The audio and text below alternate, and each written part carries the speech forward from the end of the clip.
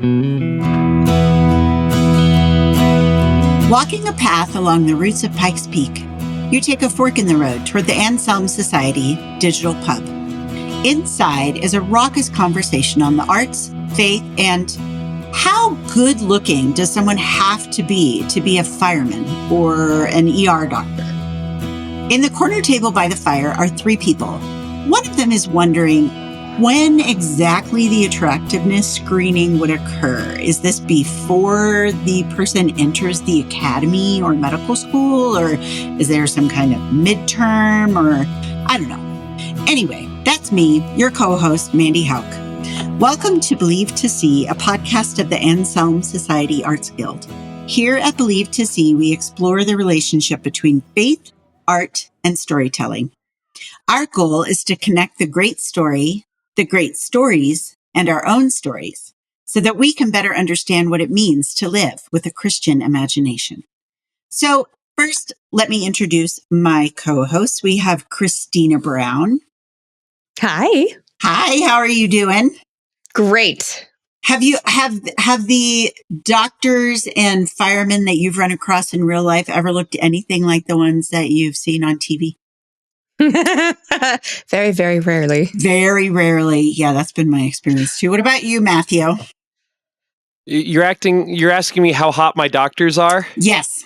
Okay. I don't know. I don't think I have a ready answer for that, but I will say I went to a foot doctor a couple years ago, and the doctor was younger than me, and it really threw me off. It's like, I don't trust you. What are you doing with all that? Why do you have all those sharp things? What? Yeah. You're just getting old, Matthew. I'm sorry. Yeah, it's true. Like Peter and I are in the era where everyone is younger. Like we finally, our pastor, our most recent pastor is younger than us. And that was the kicker. I'm like, oh, it's really over. But yep. Anyway, so today we are talking about those shows, the first responder shows, the doctor shows, the fire shows, the cop shows. They're everywhere. Why do we have so many of these kinds of shows? And so I just wanted to know what you guys think. Why is this such a popular genre? Why are we overrun, it seems, with this kind of television show? Anyone? Bueller? Well, I have some thoughts. So I've been thinking about this, and I think there is like a formula for effective, like episodic television that these real life situations they hit. So I think that's a big part of it. But I think there's lots of other reasons too, which is probably why you wanted us to have this conversation. Yes. It's deep. What about you, Christina? Do you have any thoughts on that? Why they're everywhere? I mean, I do. I don't. I feel like they sound like they're cynics' thoughts. Like they ride between cynic and philosophical, rather. Wow, I do that all the time. I say philosophic as though it's an adjective. Anyway, yeah, no, I think people really just enjoy having adrenaline rushes, and there's something about also being in a situation that's not your own that's really like intense, and all of a sudden you're in someone else's shoes and you're outside your own, and you can focus on this like huge, like dramatic adrenaline pumping narrative that is not yours. Also, there's this kind of weird, like macabre sense that like humans love discord. We're kind of weird, and we have this sort of sense of like, oh, something's wrong. I want to know, what is it? Or like, oh, there's gossip. Give it to me. You know, like, you said what? That's so true. There's this sort of sense where, you know, these really, I don't know, high stakes sort of shows like that. For some reason. Also, I think there's a sense of like justice, like for some people, like really good sense of like right and wrong, especially when we come into like cop show type stuff and like, oh, I really want the bad guys to come to justice and all that stuff. So, right. Like, I really think the word that I was landing on was cathartic. It's like a form of catharsis that we don't actually have to be personally affected by. No, I think that's spot on. But especially because the definition, the definition of a procedural, which is sort of what we're talking about, but there are other shows that are procedurals that don't fit into this like emergency sort of category. But the definition of a procedural is a problem is introduced, investigated, and solved all within the same episode. And so with that, you get like the satisfaction of, well, you get the adrenaline rush of the problem and the looky-loo sort of itch gets scratched, but then it gets solved, by the end. Mm-hmm. So, yeah, that's good. So do you guys have any favorites, or if not, ones that you like, ones that you feel are notorious and you want to talk about that? Can I be super honest with you, Mandy? Yes. I like zero hospital shows. I do. It's a genre I just do not enjoy watching at all. Well, actually, I don't either. And that was really the impetus for this was I saw a commercial for a brand new one called Doc. And I was like, it was the straw that broke the camel's back. And I was like, why is there another? Why is there another one? And this premise is that the woman is she has amnesia, but she's still a great doctor. And I'm like, people, can we? Come again. So I just said, you know what? There are too many of these shows, and that was why I wanted to do this episode. Well, I mean, that shows there's actually subgenres to the shows, right? Like there's a whole subgenre of even though the doctor is blank, they're still a great doctor. Doogie Howser, even though the doctor's young, he's still a great doctor. The good doctor, even though he is on the autism spectrum, he's still a good doctor. Even though this doctor's has amnesia, she's still a good doctor. Mm-hmm. Yeah, or like House, he's brilliant, but he's a total jerk. But he's even still though a good he's doctor. A jerk, he's still a good doctor. Right. That is interesting. I will say, I just find.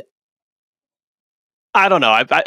This isn't exactly a profound statement. I associate hospitals with sickness, and I don't like to spend my free time, just being around like, oh man, the cancer's going to get Johnny over there. And it's like, oh, that sucks. I don't even know Johnny, but now I'm put in this situation, and I know the doctor's sexy, but I don't think that's going to help. I just do not find them compelling. But then again, I also know I'm not the target audience for them. Well, also, the sexier the doctor is, the more likely he's busy with the nurse. Or she is busy with the male nurse. Let me just be serious. Oh, look at, that's right. The new kind of doctor. That's probably what Doc the Amnesiac is doing, right? It is a woman. Yeah. Do you like cop or first responder shows? Well, it depends firefighters. It depends on what we mean by cop. Okay. I could just pop in a Law and Order and just have a pleasant time. Mm-hmm. And I think it's indicative of these sorts of shows, how long running some of them are. Like look at, this is a soapy one, but General Hospital's was on the air for like 60 years, right? Well, that's not really a hospital show. That's a soap opera. It's a soap opera, but right. Yeah. True. Then Law and Order was on the air for like 20 or 30 years, has all these spin-offs. Don't say it's still on. It's still going. There you go. Mm-hmm. And it's because the formula is it's just forever repeatable, right? Yeah. Like there's this great episode of the show Community, which is this sitcom that was on about 10, 15 years ago. It's brilliant. But they were really good at parodying other shows. They did one show that was just a parody of a Law and Order episode. And it just, all of the beats were recognizable. It was, yeah, exactly. There's the introduction, the opening scene. It's the two like janitors who are talking, and then they discover the body. Then the cops arrive at the scene. They make like little quips about the state of the body. They interview the first suspect. The suspect runs. They talk to the captain. The captain lays down the law. You better bring them in right now. They bring in the lawyers. They're before the judge. Like, the episodes basically write themselves, and by slightly tweaking the facts each time, you get a whole new episode. Right. And it's also great because each episode is self-contained. It's not one of those shows where you need to watch episodic. Exactly. You can plop in, especially like in the 90s when there weren't DVRs, there wasn't anything like that. You plop into any old episode, you get what's going on, you know what beats to expect. It's comfortable. It's pleasant. It's a night of TV. Mm-hmm. I will say, I think some of the, most of them are episodic. So like there are 7. I thought there were more. There are 7 Law and Orders types, whatever. Yeah. And they've been, what was it? I saw it was like something like 6,000 episodes all told or something. But some of them, like SVU, I think is the longest continuously running one. And I think that is partly because with that one, they combine episodic and serial because they actually have stories about the personal lives of the lawyers and the cops. So, and we're going to talk about that a little too, because there is a difference between episodic and serial, and some of them, like Grey's Anatomy, notoriously, is both. And that's why people keep coming back, because the serial aspect typically applies to the personal lives of the hotties. And then, but then there's always something episodic. There's always high schooler who's been in a car accident and his drunken friend feels terrible and all that stuff like that. That's always there. Then the Dr. Dreamy has a new love interest, and that's going on for several seasons. Yeah. So what about you, Christina? By the way, oh no, they're married. Yeah. Oh, whoops, that's a whole other layer. Yeah. Yeah. So okay, but can you define? So you said series versus. Or serial versus episodic.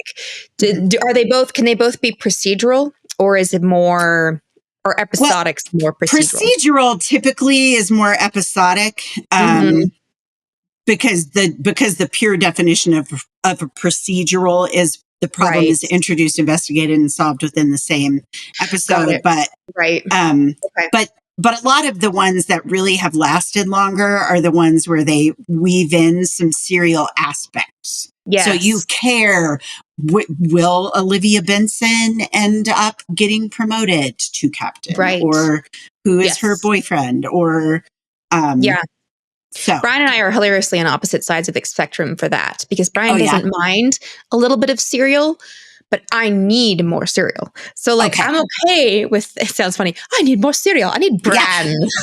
Yeah. Lucky Charms. Special K. Yeah. Sorry, anyway.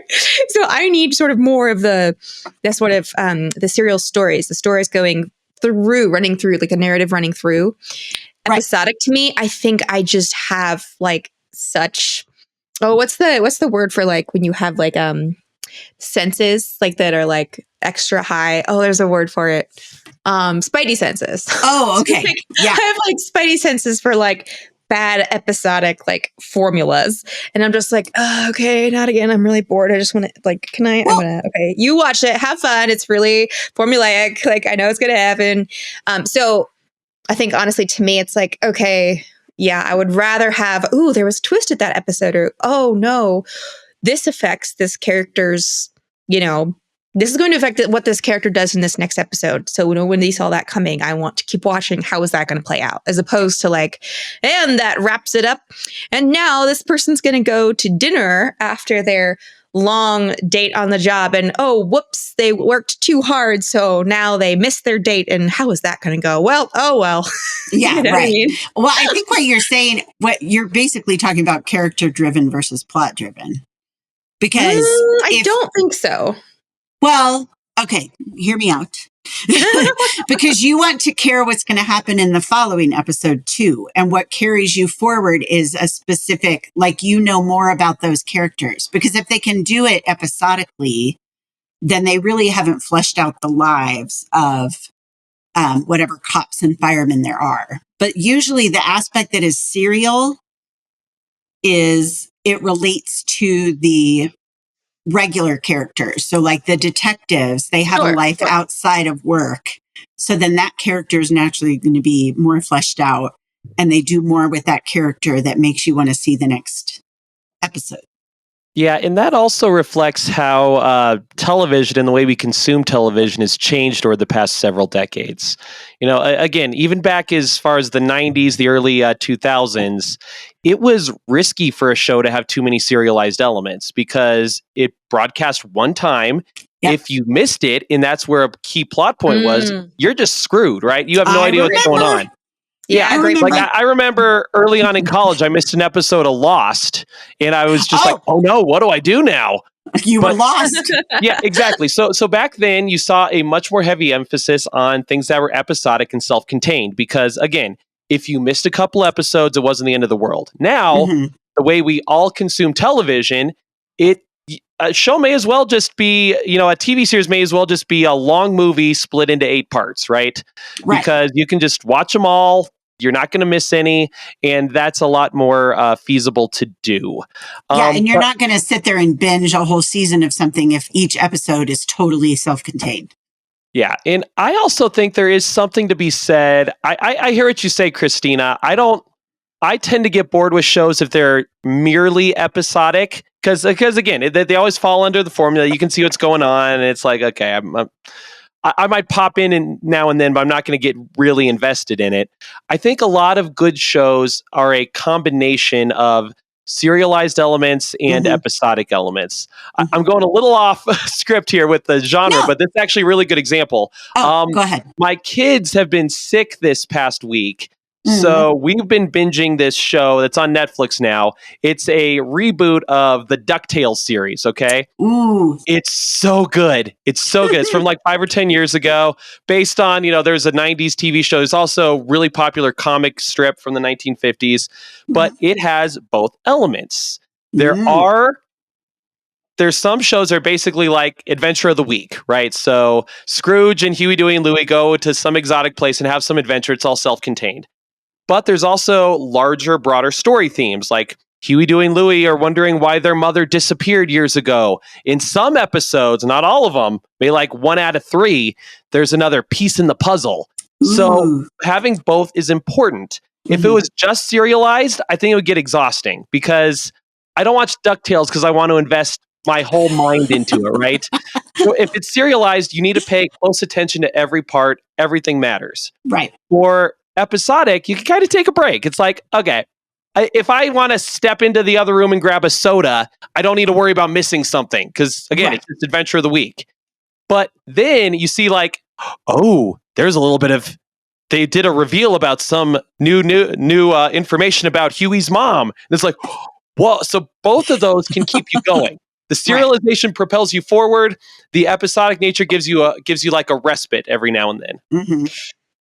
Honestly, I think that's why I'm not a sitcom person, in the sense of like, I do not care. Oh, Christina. I know. Christina. Sitcoms are serialized, though. Christina, it's okay. I feel sorry for you. The good ones are. You're missing out on so much goodness. Parks and Rec. One of these days, That's Christina, right. we'll win you over. Yeah. I don't think it's going to be anytime soon. It's the only one so far that's won me over. So, well, that's why you would like Parks and Rec. Season 1 wasn't as good, but the overall Parks and Rec is superior to The Office. But that's another episode. Wow.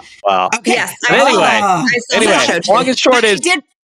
I did want to talk about some of our like actual favorites. So did you guys? I do have favorites. You have some favorites. Okay. What I are do your have favorites. Okay. All right. So I haven't seen every season. Well, okay. With the caveat that later seasons are never as good as earlier ones. Just period. That is like rarely ever the case. I'm going to put that out there. I have really enjoyed Castle and The Rookie in particular, as far as like cop shows. Those are some of my favorites. And I think, so again, like I was wondering if spy shows were kind of able to count, because there was a couple that were like mixed spy and like thriller type, I mean, name them. In danger on the job kind of thing. Yeah.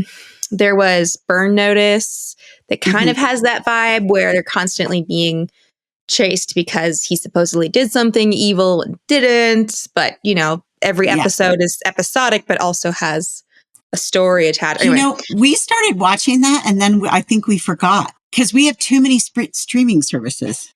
Ah, yes. So because I love that actor, and I like the demeanor between them. Demeanor report. Yes, I know what you mean. Report. That's actually one of the few that actually the whole season did end, I think, well.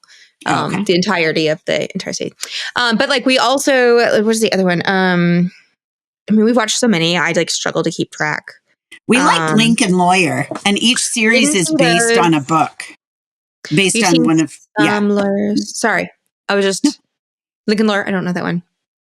You would like it if you like Burn Notice. Really? Okay. But anyway, we're getting off. Yeah. No, I had a couple and they just slipped my mind. So I will keep thinking on that. We Matt, do you have any favorites? Matt, do you have favorites? So, like I mentioned, I don't like any hospital shows. Like my brother was into Scrubs, and I like how I like how I was just teasing Christina for throwing shade on sitcoms. I'll throw shade on this sitcom. Okay, oh, it's terrible. I hate it. I just kept. Sorry if there are any fans listening. I just kept watching like. When are they going to tell the jokes, right? I know. I kept waiting for it to get funny, and thank you. No. But the one hospital show I kind of liked was House, and that's because it was basically a detective story, right? He's very like Sherlock, don't you think? Yeah, because he's extra brilliant and he's kind of a jerk. I was going to say, isn't he a jerk too, though? Like Grey's Anatomy? Yeah. Yeah. So I mean, I've never watched Grey's. The reason I kind of liked it was because it's basically a detective story where instead of trying to find the criminal, he's trying to find, the disease or whatever. So I kind of like that one. Usually I gravitate toward the detective ones. So whether they're police or whatever. I will say the thing with House though, like all you have to do is like look at the clock to see if he's right about his theory. Yeah, so he's only right when it's like 10 minutes left. Then you're like, okay, now it's right. Yeah, now he makes two incorrect predictions, and he he makes like 2 or 3. Same with Law and Order. You're like, no, they arrested that guy too fast. That's not him. Exactly. That is annoying. That is actually very real. Yeah, that's a very real. But what else what were you? I think you were going to say something else besides House. I think part of this is it sort of goes to that tension we were just talking about between serialized stories and episodic stories, because I do not care for most episodic detective mysteries. I don't dislike them. Like if a CSI wherever they are now is on, I'll watch it. If the old Midsummer Murders show is on, I'll watch it. It's just I feel like when it's only an hour long, you don't really have enough time to set things up. You need you're just rushing along. There's no deduction. There's no really sifting the suspects. It's just sort of like you hit plot point A, point B, point C, and it's this murderer. And we knew it was the murderer because he was like the third one they talked to or whatever. Right. I don't care for that. I really prefer the ones where it's like an 8-episode miniseries, right? And it's looking at one mystery the whole time. But then you're putting all your eggs in one basket. And if it turns out the reveal is bad, then you're like, well, I just wasted my time. I'm telling you, that's why Lincoln Lawyer is good. Because like I said, each series covers a book. So it's the same mystery / court case all the way through the season. And then there's like other little things along the way. So that's a good one. But back to like first responder stuff. Yeah.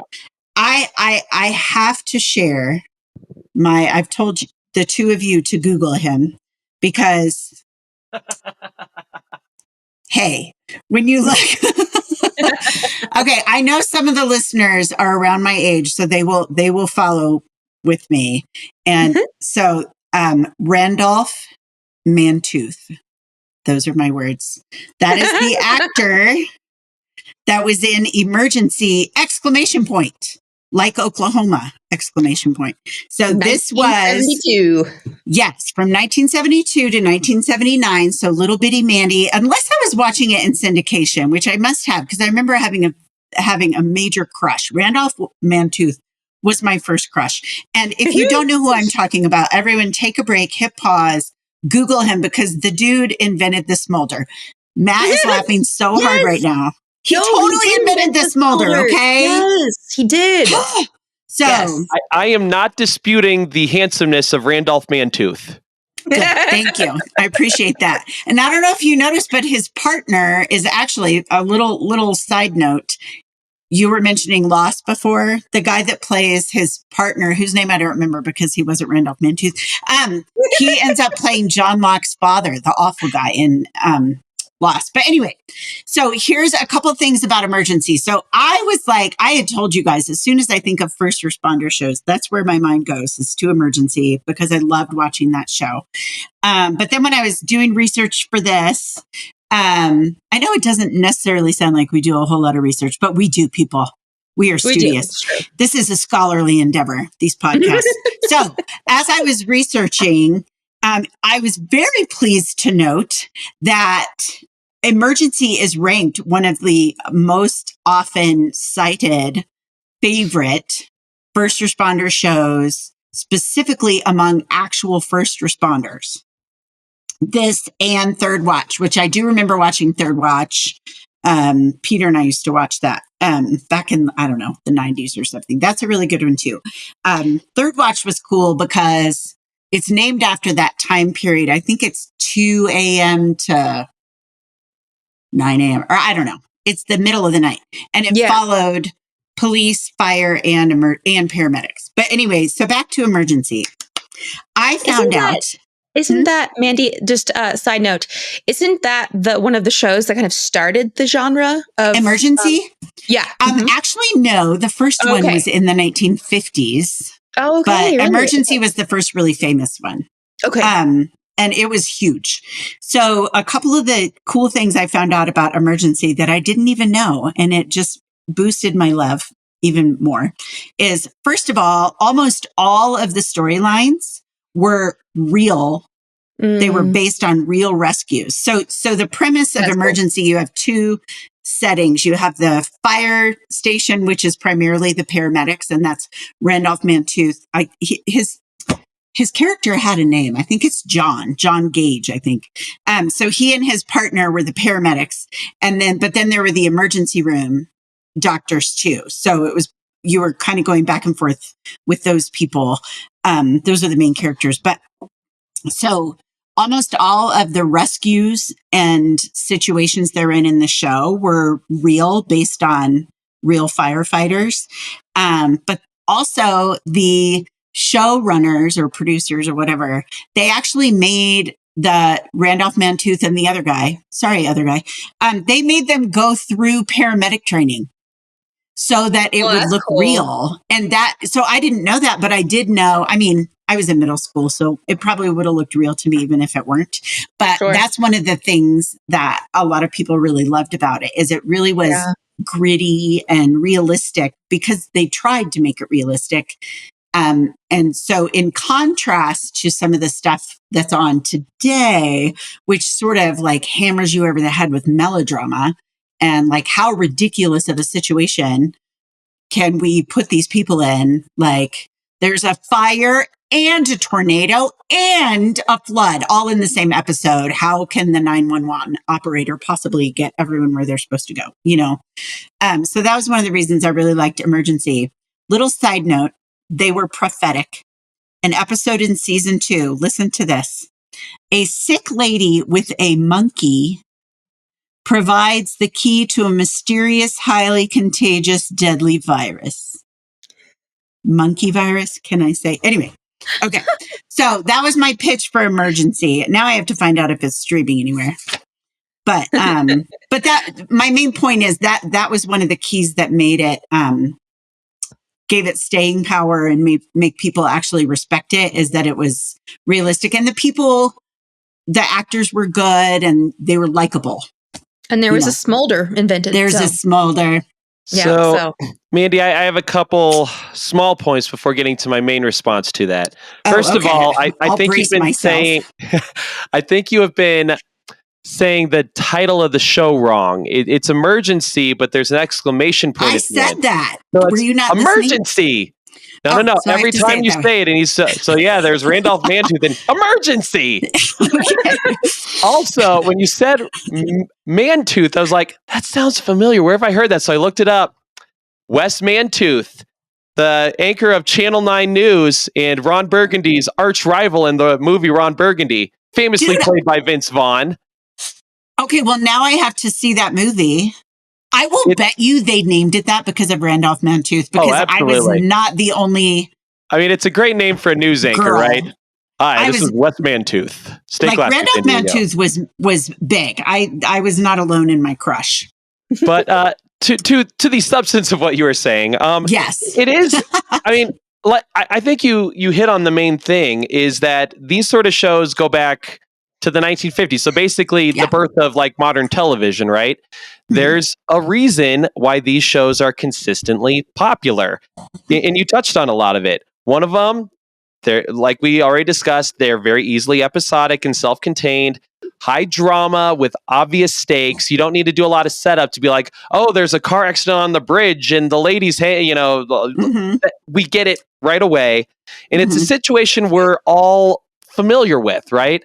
We've all been in hospitals. We've all had major life events happen to us in hospitals, whether good or bad. That's something we all relate to.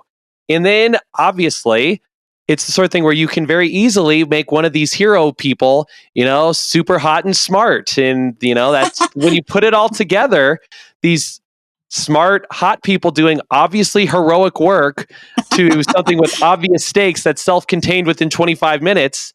That's a TV show. There you go. Now, I noticed when I was looking up like some of the old ones, so I have like Emergency from the 70s. You said that wrong, Mandy. It's Emergency! Some more recent ones are 911, which they have, I think, spinoffs for that one. 911 Lone Star, and apparently 911 Hawaii is coming up or something. There's a spinoff of Rookie. There's a Rookie Feds, I guess. Yes, are you familiar? yes. Okay. Yes. Yeah, so many spinoffs. And then Grey's Anatomy, 21 seasons, you guys. Bethany made it through too. Oh yeah, Bethany made it through 2 episodes of Grey's Anatomy. I don't think they strive for accuracy quite like Emergency did. Well, I mean, and that also leads to another point where it's very easy to sort of rotate characters in and out of the show, right? Yeah. Some stars, they age out or they get too big and they go do something else. You sort of, they went on to another hospital and you move, here's the new young hotshot doctor or whatever. Right. And it's so easy to keep it going indefinitely because you just keep putting in and taking out different parts. Right. Well, Grey's Anatomy led to Third Watch was a spinoff of Grey's Anatomy. That's what I just remembered. And Private Practice was another spinoff. So in some ways, I feel like that's laziness. But I mean, it's also just, I don't know, smart business. Wait, we have something that's working. Let's take one of the popular characters and give them a new show. And then we will have people watching both of them, right? So it's marketing. It is marketing. It also begs the question, why do formulas work so well? I know. And I think it goes back to like the adrenaline. I feel like it's like a roller coaster. We like you have the anticipation. So really, if you think about a roller coaster, you have the anticipation as it ticks up to the drop. And then you have the drop and then you don't know what's going to happen. And there are twists and turns, literally, figuratively, whatever. And then it all works out in the end. Yeah, I mean, I actually think roller coaster is a perfect analogy because it's excitement, it's twists and turns, but it's along the same track. So you're doing all these exciting things, but you also know, okay, by the end, they're going to solve the crime. They're going to save the day. So you have your excitement, but it's also excitement along a familiar pattern where that's really interesting. Yeah. So we're attracted to it for the thrill, but also for the assurance. Exactly. It gets you both. It's thrilling within set boundaries. Yeah. Because, sometimes you watch television because you really want to be challenged. You want something that's provocative. You want something you have to follow so closely and you don't know what's happening. I'm sure all of us have times when we're in that sort of mood. But a lot of us also have times when we're in a mood like, I've had a long day. Yeah. I just want to watch something that I don't need to think too hard about. It hits all the beats. I kind of know what's going to happen. It's thrilling, but again, it stays on the roller coaster track. Fall asleep in the middle of it, kind of thing. Yeah. There's something to be said for that sort of thing. Yeah, and you can still play words with friends or crochet while you're watching. So here's the other question about Mandy, and I'd be interested. Yeah. Well, I mean, obviously both of you, but like I know a lot of people too. I don't know if you two are either of these people who put on shows mostly reruns. So like they'll have watched something and they know how it ends. It's sort of a satisfying, doesn't get too deep into things, but it's entertaining enough and enjoyable enough that you can enter into the episode of the show just enough that you can sort of like almost turn off this switch in your brain from having to really think too hard about being you, while you can still do things like iron clothes or like do chores, wash dishes in the background. And so it's almost like a form of like comforting white noise. Oh yeah. But like, yeah. So I've had like a number of people just say like, oh yeah, when I'm just having a rough day, I'll just put Friends on in the background, or, just like put this like TV show on, and they know how each episode ends, but they can like hear it and then kind of also like mentally engage like when they feel like it. And so, but I don't know. I'm curious, like what you guys kind of think of that as far as like, the formulaic or the episodic or the serial sort of, like how does that weave into the first responding shows that are so popular? I don't do that with first responder shows. I don't think that kind of show. Because like, even if the only kind of show like this that I'll rewatch is Criminal Minds. So even though I know what's going to happen, it's still so good. I have to watch it. I love Matthew Gray Gubler. Read. Why are you laughing, Matthew? Criminal Minds is awesome. My namesake, Mandy Patinkin. Do you know he left that show because it was too disturbing? Oh, really? It bothered him. When he would go home from work, he would think about the storylines. So interesting. I'm less moral than Mandy Patinkin.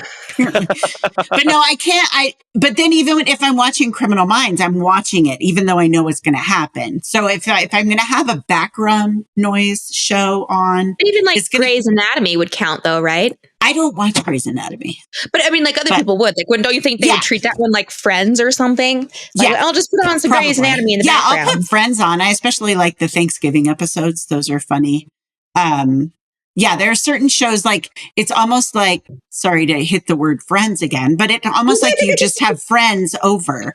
So like if I have, like, I don't know, now I can't think of any shows.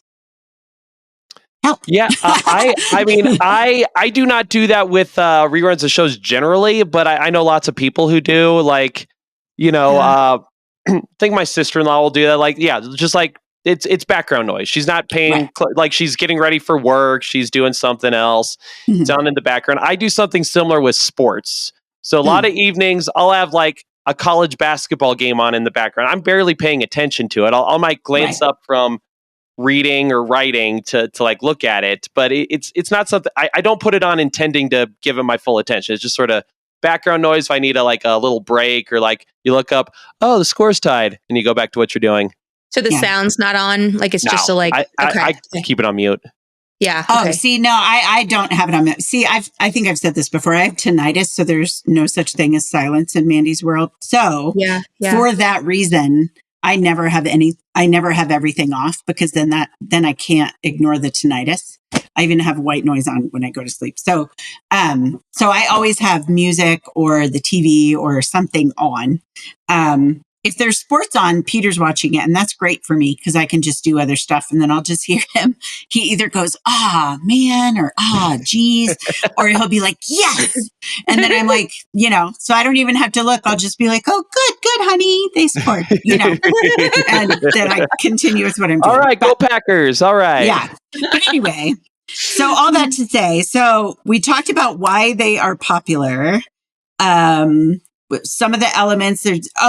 One of the things, as I was looking through like descriptions of some of the top shows or just whatever, a phrase I found a lot was follows the quote professional and personal lives of fill in the blank, interns at such and such hospital or firefighters in such and such. So I have noticed though, some of the shows that are more recent, they've added some twists that I might actually need to watch a couple of these now. Maybe not. I don't know. But, one of them, I kid you not, this is a little bit of a detour from what I was just saying. I saw the picture of this show called The Night Shift. I kid you not, I thought it was a comedy based on the picture, and I showed it to Peter and he did too. he thought it was a comedy too. These people I saw it too. These people are ridiculously hot and way over dramatic in the picture. So didn't you think it was a comedy? And then I looked it up. It was not a comedy. I totally thought it was a comedy. It's not. So, oh my gosh. So it was only 4 seasons, but they were all ex-army doctors working the night shift at some hospital or something. But there is a new fire show. Fire Country. And I saw that. For one thing, I like that it was created by the lead actor and it's based on a real program in Northern California where it's a work release program. But one of the interesting things in the little blurb that was talking about it is it makes it more interesting because typically a firefighter show, they're all heroic. They're there to be heroes. But in this one, they get time knocked off their prison term for fighting fires. So it adds an interesting, potentially conflicting motive. And so I thought that might be more interesting than just your straight up heroes. Of course, they're all still hot, but that I noticed in the show's description, though, that it was the premise of the show was that, and that it was based off that program. But the premise of the show, the problems start when he is assigned that program in his hometown where he created all of the issues to begin with and was in prison to begin with. So already right there, it's showing you, that's sort of it's going to follow a serial and episodic, but very serial focused. Plot line. And I really like that actor. He was actually on Bates Motel, which not recommending that little Anselm people. It's a lot, but he was really good in that show. I just like your eyes, Mandy. He was very whoa. Anyway, but no, he's a really good actor. Max Thierot, I think is how you say it. I don't know. And then another example of that where they put a little twist on the formula is Rescue Me with Dennis Leary, which I haven't seen. Have you guys seen that? No. The main character, obviously it's paramedics, rescue me. Hello. But the main character is dealing with PTSD from 9/11. So he's not really stable. And so that adds an interesting wrinkle, like the doctor with amnesia, So I don't know. But, did you guys have anything else to add? Because if not, I'm going on to a little silly. Well, just to that main point where another reason these shows are so enduring is that it's easy to tweak the formula in any number of different ways and get something that's different, right? Mm-hmm. I mean, it's sort of like those endless flavor combinations at Starbucks or whatever. You can get tall, venti, frappe, blah, blah, blah, all this stuff. So it's we were talking about the different subgenres, and there's the subgenre where this person is, young, has amnesia, is a jerk, but is on the autism spectrum, but still a good doctor. There's that thing with detective shows too. Remember, there's that whole genre of detective shows where, gasp, the detective is an attractive woman. What? Right. So there's that, or I heard there's one where the detective's blind, or the detective is Monk. He's OCD. Oh, I love Monk. Yeah. There's so many things you can do. Give the detective this impairment, this backstory, this twist. I mean, you can keep doing the same formula forever just by tweaking things just a bit. Yeah, The Mentalist and Psych. Yeah. Those were two of the others that I love Psych. My mom was in love with The Mentalist. Yeah, I love and that's we saw Psych first before we saw The Mentalist, and obviously Psych was based off of The Mentalist. So anyway, Numbers too, kind of similar idea. Yeah. Mm-hmm. Mm-hmm. Well, actually, there's a book series by Jeffrey Deaver, and the first one is The Bone Collector, which was made into a movie, and then it was made into a terrible series. Called Bones. But mostly because the people were just really bad actors. Sorry. But Denzel Washington played the detective in the movie. But literally, this is a detective who is a paraplegic. Oh, wow. So he's literally in his bed, in his gurney the whole time. But there's like, I don't know how many books there are with this detective. So, Wow. So I guess I didn't really ask my question, like, what makes good ones good? We talked about what makes bad ones bad, sort of. What makes not them, even really that. can they be good? Are there good ones or are there just long lasting ones? Well, I mean, there can be good ones, right? I mean, you could have a debate about whether it's like great cinema or something, that would be very difficult. But there's stuff that can be well made and entertaining, and like Emergency. Exactly. Like I think the things that make it good are a lot of the elements we were talking about. I think you do need a combination of serialized elements and episodic elements. The serialized elements, it's, like you said, it's usually the personal lives of the doctors or the detectives. Mhm. And in addition to just being something else to interest them, a little romance or whatever, it also helps you get connected to the protagonist, right? It Right. sort of bonds you to them and makes you care more about their success, their failures. So you pair that with something that's always going to be compelling within the normal parameters. And I think if that is well done, paired together, you can have a good and entertaining television show. Is it going to be all-time great works of art? I mean, maybe not, but it can be a good and entertaining thing. Yeah. What do you think, Christina? Oh, I think so. I mean, I think first of all, good acting can make or break a show. Just yes, that's like kind of end of story right there. Well, and a lot of these, by nature, they have to cycle through tons of actors because, yep, the guest stars, the new patient, the new criminal, the new victim, and man, some of them are bad. There's a great like catalog of people who went on to be major actors who got one of their first roles as like bit parts on like Law and Order. Law and Order's huge, staggering. Partly because it's filmed in New York. So you tend to have more serious actors in New York anyway. That's true. That's true. That's a good point. Yeah. So. No, I mean, but I think so. So yeah, I think actors can make or break it. I think, again, I've noticed that like the first responder shows that are, first of all, more realistic, at least most of the time. And that really touch on base elements of humanity at its best and its worst are the ones that can be successful.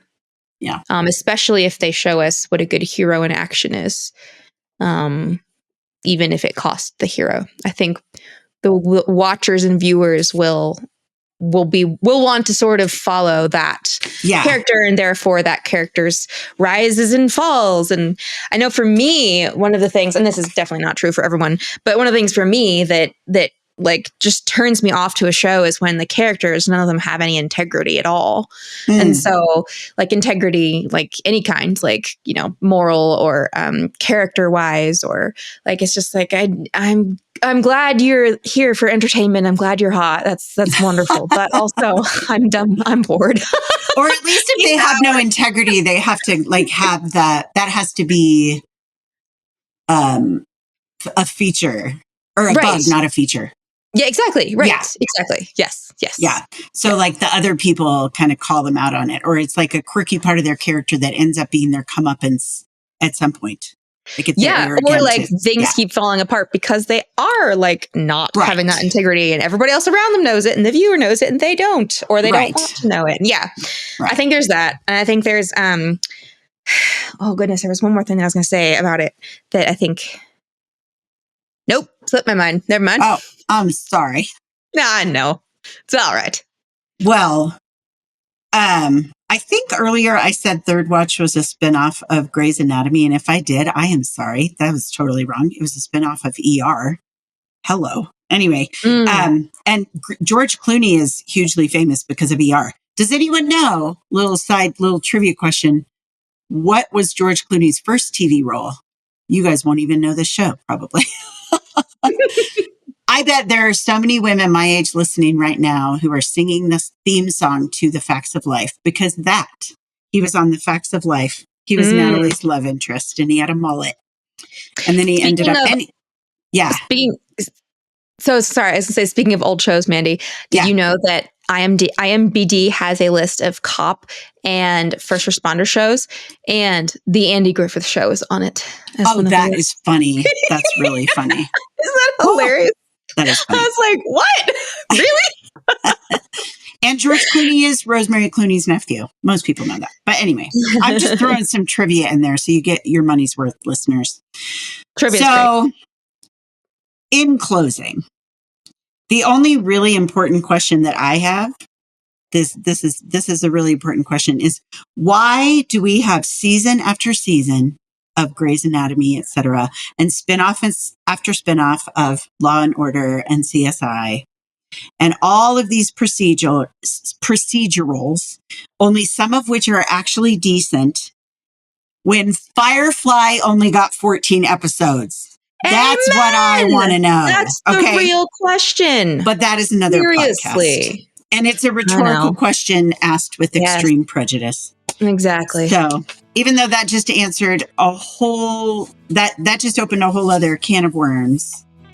That's how we like to end our episodes. It is. That is how we end our episodes. I think the barkeep is kicking us out. So things are winding down here at the Anselm Society Digital Pub. The fire is down to embers. The firemen are not coming. The customers are trundling home, and you've polished off your final glass. Once again, Believe to See is a podcast of the Anselm Society Arts Guild. If you have a minute, we'd love for you to rate and review the show on Spotify, iTunes, or wherever you get your podcasts. Thank you so much for listening, and we will catch you next time.